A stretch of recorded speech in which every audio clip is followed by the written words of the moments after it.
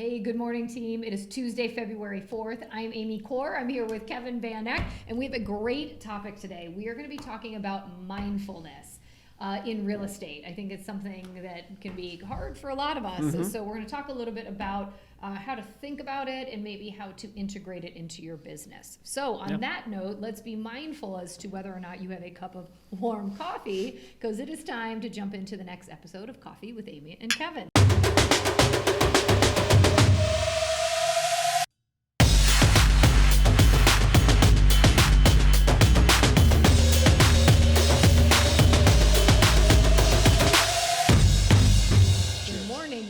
Very full. I know, I need to be careful cheersing. For those of you that don't think we actually have coffee in here, we do, and it also is very dangerous at times. We're going to talk about mindfulness. So real estate, we all move really quickly, right? Things move at a fast pace. Oftentimes we're running around, we're just doing what we do. We don't think about what we're doing.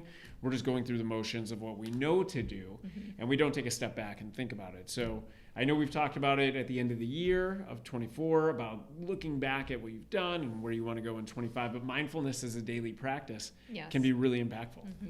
And I think in this business, let's face it, a lot of times we are reactive. You know, I mean, we have a lot of good intentions and we try to focus on getting business, but sometimes things just kind of come at us and we kind of have to fly. And I actually think that's what makes a lot of us really good at what we do, because we can react so quickly and we're adaptable and we go with the flow and we're willing to pivot, which are all great things. But sometimes when we are so willing to do anything and go anywhere, sometimes 6 months down the road, we take a look back and it's like, where did my business go? Or it's not exactly where I want it to be, because maybe we aren't creating enough structure. And so I think the first step of mindfulness is that it is about really slowing down, taking a step back, and taking a look at our business and saying, what is it that I want for myself? What is working? What isn't working?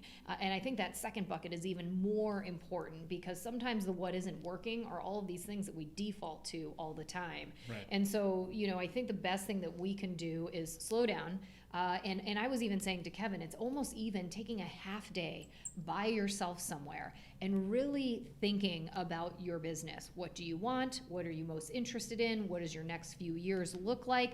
And then really being thoughtful and mindful on what are some of the big things I need to be doing in order to truly accomplish that. And the thing is you have to put blinders on, right? Because it's you know, I could ask you, what should I be focusing on? But at some point, it's really about me. What do I want? What should I be focusing on? And almost figuring out how to create blinders so that once I know what that is, I'm very mindful of how to approach it, and no one or nothing hopefully is going to get into the way of it. Now, that's in a perfect world, right? But sometimes we have to really take a look at that and figure that out so that we can then sort of figure out how to make a game plan and then focus on, these are the 2 or 3 things that if I'm mindful and thoughtful about these every day, every week, that these truly are going to impact my business, maybe even my personal life. Right. And everything you're saying is so interesting, because it ties back to what we talked about last week with finding your why and understanding what motivates you. And then now is the thoughtful part of it, is where you're actually thinking through, okay, is everything I'm doing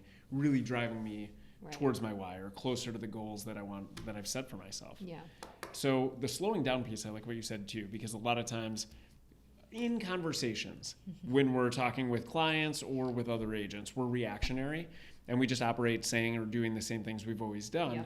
And so if we go into a situation with, let's just say, a potential seller, and we think we know their situation, we're not really listening to them, we're just ready to shove our solution on them and get that deal or that listing signed, we're not really operating at our best.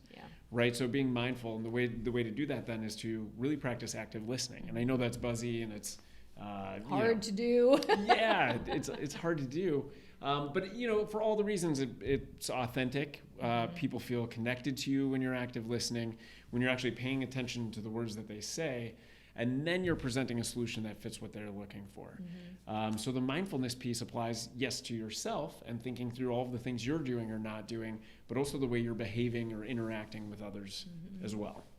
Yeah, I like that.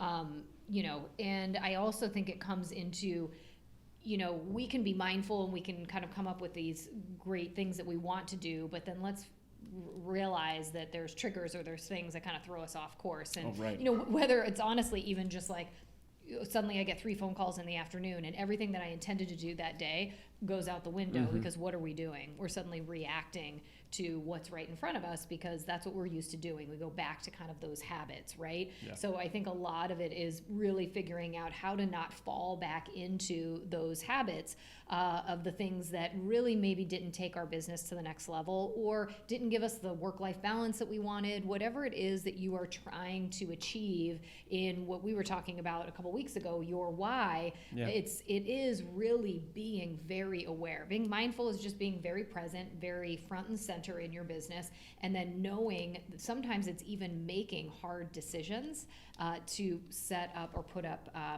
boundaries and being able to Agreed. say no to protect your yeses, right? Because I think, again, we sort of tend to react so quickly in this business because A, we want to be liked, B, we want to get more business. Yes. And we have that, we're in sales. So like the minute something good happens or there's an opportunity, we want to just go for it, right? So it's figuring out how to make sure that you're aware enough to protect, those times where you're going to fall back into those habits that aren't going to serve what your bigger long-term goals are, I think. I love that. There's an example that just came to mind where we sometimes are willing to do anything. Now, we always need to give a high level of service and do what we can for our clients, but we get distracted into doing things like, I remember one time I sat, is that what you say? Cat sat? For a client and ended up... Sat a cat. Sat a cat. And ended up taking that client to the airport 3 times and I got sucked into this thing where really it didn't it actually resulted negatively. Yes. Because I was not thinking, not being mindful, not thinking about my why or what I was intending to do, and it didn't benefit the client or me in any way, even though the cat was happy.